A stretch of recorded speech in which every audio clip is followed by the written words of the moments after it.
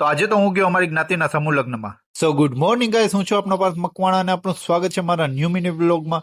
તો આજે તો સવારના પોરમાં વહેલા ઉઠતા હોય પહેલા તો હું થઈ ગયો ફ્રેશ, અને ફ્રેશ થઈને પહેલા તો મેં કર્યા દીવાબત્તી કર્યા બાદ હું ગયો અમારી ટેરેસ પર તો તુલસીજીને મેં ત્યાં કર્યા દીવાબત્તી, અને પછી ત્યાં મેં બધા પૌધાઓને એટલે કે બધા છોડને છાંટ્યું પાણી, અને પાણી છાંટ્યા બાદ મેં બીજું અમારું પૌધું હતું ત્યાં જોયા કે ત્યાં તો ખૂબ જ મસ્ત મજાના ફૂલ થયા છે.